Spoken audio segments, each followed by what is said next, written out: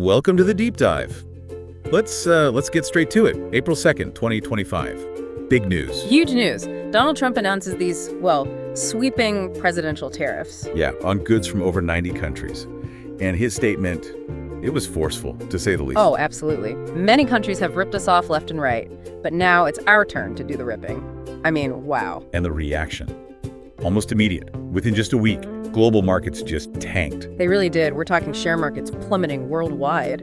And the threat of a global recession suddenly feels very real. That Monday, April 7th, that was brutal, wasn't it? It was one of the worst single days globally. Hong Kong, Taiwan, China, Japan, Germany, the UK, US, India, pretty much everywhere saw huge drops. It really highlights how connected everything is. It really does. The speed, the synchronization. Yeah. It shows just how sensitive the global financial system is to, this kind of trade shock. A week is incredibly fast for such a widespread reaction. And the way it rolled out, especially with China, it seemed almost, childish. Strange, certainly. Yeah, that specific exchange was something else. So April 2nd, Trump puts a 34% tariff on China. Okay. Then just 2 days later, China retaliates. Boom, 34% on U.S. goods. Tit for tat. Exactly.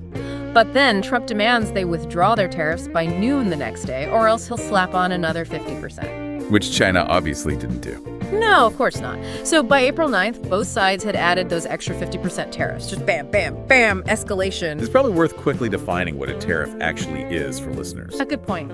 Yeah. Simply put, it's a tax. It's a tax on imported goods. Like here in India, there's about a 15% import tax on iPhones, right? Or maybe 25% on some clothes. Exactly. Those are tariffs. They make imported stuff more expensive. And governments usually impose them for, two main reasons. Okay, what are those? One is just to raise money for the government, revenue. The other is to protect local industries. Make the imports pricier so people hopefully buy local instead. That's the idea. Give the domestic guys a bit of an edge. Now, it's not like tariffs are always a disaster, are they? There are situations where they've been used maybe more strategically. That's a really important distinction, yes. Look at South Korea back in the 80s and 90s. What did they do? They used tariffs quite cleverly to protect their rice farmers. Imports were cheaper, so the tariffs shielded the local farmers while they, modernized and became more competitive. So it was temporary protection with a specific goal. Precisely. It wasn't just a blanket punishment. It was strategic, bought them time. Eventually, they could compete globally. But the flip side can be pretty damaging for the exporting country, right? Oh, definitely. Let's say, hypothetically, India is exporting a lot of medicine to South Korea. Okay. If South Korea suddenly just slaps a 100% tariff on those Indian medicines... That would crush the Indian companies relying on that market. Absolutely devastate them, which is exactly why countries usually try to negotiate these things, Talk it out, avoid a full-blown trade war. Which makes Trump's move here so, unusual. Reports suggest he didn't really consult anyone before hitting 90 countries like this. That seems to be the case. His public line was this sort of tough love idea. Yeah, that they're ripping us off and they understand argument. Right. It's a very unilateral approach, completely bypassing the usual diplomatic channels that have sort of governed trade for decades. A major departure. And the reason he gave: reducing the U.S. trade deficit. Yes, the trade deficit. That's basically the difference between how much a country exports versus how much it imports. So using the U.S.-China example again, if the U.S. sells, say, $1 billion to China, but buys $2 billion from China, then the U.S. has a $1 billion trade deficit with China. Exactly. Now, a deficit isn't automatically a terrible thing. I mean, economists debate this constantly. Right, especially for a big, strong economy like the U.S., maybe attracting foreign investment. Precisely. If money is flowing in through investments and you're not critically dependent on imports for essential things, a trade deficit isn't necessarily a sign of weakness. But this is where it gets really controversial, the justification. Yes. He declared the trade deficit itself a very national emergency that threatens our security and our very way of life. And used emergency powers to impose the tariffs based on that. That's right. And that drew a lot of criticism. Legal experts, trade specialists, many argued it was a misuse of the Emergency Act. Basically, using a national security justification for what's fundamentally an economic or trade issue. To bypass Congress and normal procedures, that was the accusation. So what were the actual tariffs? It wasn't just China. No, it was broad. At least 10% on almost every foreign good coming into the U.S. Even from countries the U.S. doesn't have a deficit with. Right. Or even a surplus. Even then, yes. His justification there was this idea of reciprocal tariffs. He claimed other countries were doing the same to the U.S., so this was just leveling the field. Okay, and the specific rates varied a lot initially. Hugely. Cambodia got hit with 49%, Vietnam 46%. The EU was 20%, Taiwan 32%, South Korea 25%, India 26%, Israel 17%. It seemed all over the place. And China, after the back and forth, ended up at a staggering 125%. And China matched it, 125% on U.S. goods, too. How were these numbers even calculated? Was there any logic? Well, reports suggested a supposedly simple formula. They'd take the trade deficit the U.S. had with a specific country, divide that deficit by the total value of imports from that country. Right. And that gives you a percentage. For China, the deficit was around $295 billion, imports around $440 billion, so that's roughly 67%. Okay, 67%. Then what? Here's the weird part. Trump then allegedly claimed that this 67% was the existing Chinese tariff rate on U.S. goods. Which wasn't true. Apparently not, no. And then the initial U.S. tariff was set at roughly half that calculated percentage. So half of 67% is around 34%, which was the first tariff on China.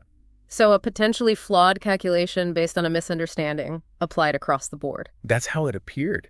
And it led to some truly bizarre situations. Like what? Like the tariffs being applied to imports from uninhabited islands near Antarctica. You're kidding? Which islands? Heard Island and McDonald Island? Australia owns them, I think.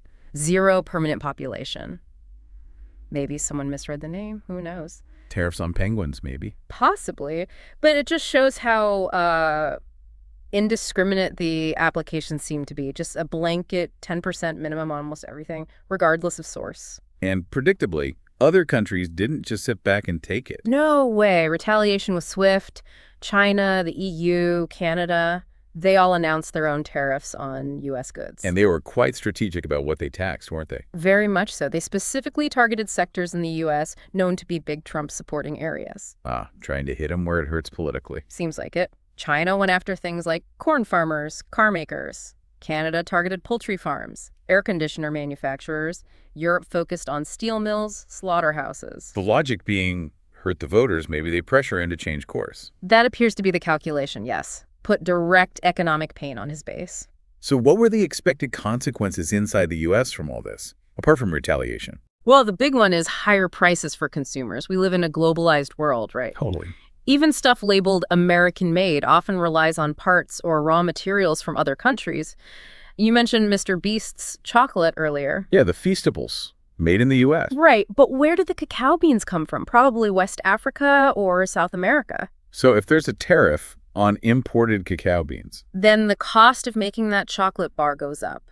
And eventually, that increased cost gets passed on to the person buying the chocolate bar. It ripples through the supply chain. This isn't exactly new territory for the U.S., is it? Raising tariffs significantly. Not at all. History has some pretty stark examples and warnings. Like way back. Even the very beginning.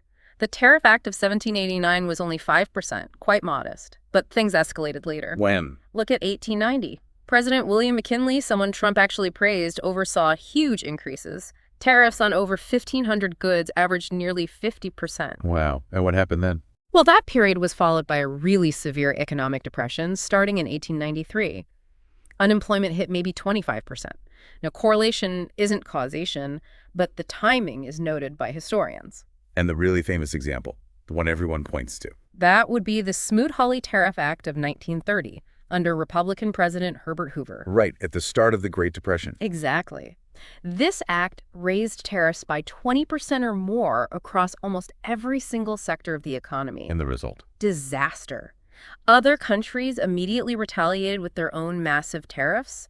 Global trade just collapsed. How much did it fall? It fell by about 66%, two-thirds, between 1929 and 1934. 66%. That's unbelievable. And most economists agree it made the Great Depression much, much worse and longer than it might have been otherwise. The U.S. economy didn't really start recovering until World War II. Yeah, until the massive factory production kicked in for the war effort around 1939. It's just so striking because after World War II, the U.S. stance completely flipped, didn't it? Completely. The U.S. became the biggest champion of free trade. It led the way in setting up institutions like the World Trade Organization, the WTO. The whole point of the WTO being to lower tariffs globally, right? Precisely. To create stable, predictable rules for trade, reduced protectionism. Trump's actions are such a radical break from that decades-long American policy. It must make other countries wonder what America actually believes anymore. Hard to see the U.S. as a reliable partner. It definitely introduces enormous uncertainty. And it's not just economic. There are wider geopolitical concerns. Well, the Prime Minister of Singapore recently gave a pretty sobering speech. He drew parallels between trade wars escalating And actual wars. and eventually leading towards World War II. He warned about global institutions weakening, countries focusing only on narrow self-interest. It's a serious warning. Okay, so we have this massive tariff imposition, market chaos, retaliation, and then just a week later, another twist. Right. April 9th, suddenly Trump announces a pause, a 90-day pause on these tariffs for most countries. Most, not all. Not China. For most countries, the tariffs were reduced to a general 10% level during this pause. But for China, Because they retaliated. that was his stated reason. He said the pause was for countries that didn't retaliate, and since China did, their tariffs were actually increased further. So more confusion. A pause for some, escalation for others. Highly unpredictable. Extremely. And the timing of that pause announcement also raised some questions. How so? On the morning he announced the pause, Trump tweeted something like, "This is a great time to buy." Buy stocks? That's how it was interpreted. And sure enough, when the news of the tariff pause and reduction hit, the stock market surged. So accusations of market manipulation, hinting people should buy low just before his announcement caused a rebound. That's certainly what some critics suggested. Of course, proving that is incredibly difficult. Who investigates a sitting president for something like that? Would a judge even dare rule against him? It's murky. So trying to make sense of this whiplash, the big tariffs, then the sudden pause, what are the theories? Why the U-turn? Broadly, two main narratives emerged. One is basically incompetence, or at least a major miscalculation. That he just didn't realize how bad the global reaction would be. Those- Underestimated the fallout. Exactly, that he was sort of taken aback by the scale of the market crash and the intensity of the retaliation and had to quickly backtrack. Shows a lack of understanding of how global trade works, perhaps. Okay, that's one theory. What's the other? The other view is more strategic, though maybe still reckless. The 4D chess idea. Meaning? That the initial massive tariffs on everyone were a deliberate tactic, a shock tactic. Then, by pausing them for most countries except China, he effectively isolates China. Rally everyone else by giving them relief while keeping maximum pressure on Beijing. That's the thinking behind that theory. A way to try and force China into making concessions to U.S. demands by making them the sole target. Still incredibly disruptive, though. Whether it was incompetence or some grand strategy, the bottom line is this isn't a game. Right? Yeah. Absolutely not. Slapping tariffs on and off like this across the entire globe. It creates massive uncertainty for millions of businesses. How can companies plan, invest, set prices? They can't, not reliably. Prices fluctuate wildly, supply chains get disrupted, investment decisions get put on hold. It's incredibly damaging. There's an analogy. Yeah. It's like trying to kill a single cockroach in your kitchen by setting fire to the entire house. Okay, yeah, I see that. The collateral damage is huge. Immense. You might hit your target, maybe, but you wreck everything else in the process. It's a bit like the logic or lack thereof behind sudden demonetization, but maybe 10 times worse because it's on a global scale. Okay, let's try and wrap this up. So, key takeaways. Yeah. Trump hits over 90 countries with sudden, steep tariffs. Global markets crater, trade war with China escalates rapidly. History shows these kinds of protectionist moves often lead to really bad economic outcomes, like worsening depressions. And now we're in the state of flux, pause for some, continued war for China, just massive unpredictability in global trade. Which leaves us with some big questions. Definitely. What's the actual end goal here? What will the long-term fallout be for the global economy, for us as consumers?